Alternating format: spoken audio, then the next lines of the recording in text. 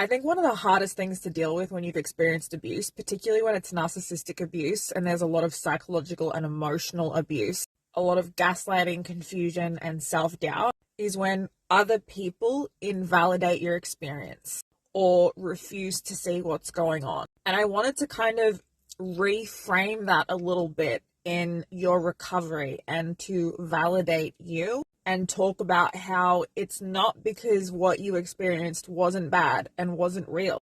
Sometimes people need to make certain behaviors okay or not that bad for themselves because they have to make their relationship with their abusive boyfriend or girlfriend okay, or because they have to feel okay about the relationship that they have with their mother or father, or the way that they treat people, the ways that they've behaved in relationships. When someone invalidates your experience, it isn't actually about you or your experience. It's about them and what they're dealing with. Does that make it okay? No.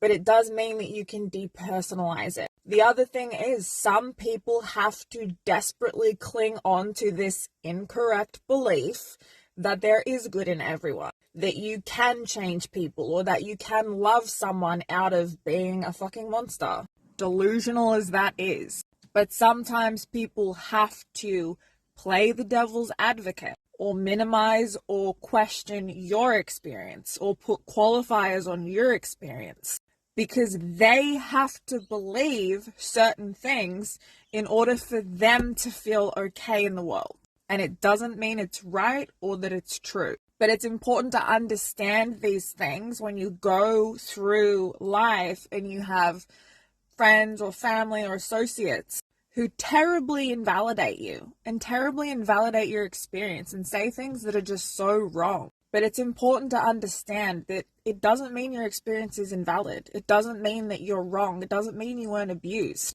It likely means that they are either trying to rationalize and justify or be okay with a relationship they have, a way that they've behaved, or that they have to see the world in a certain way. They have to cling to this Pollyanna view of the world in order for them to be okay. And it's not personal and it's not about you.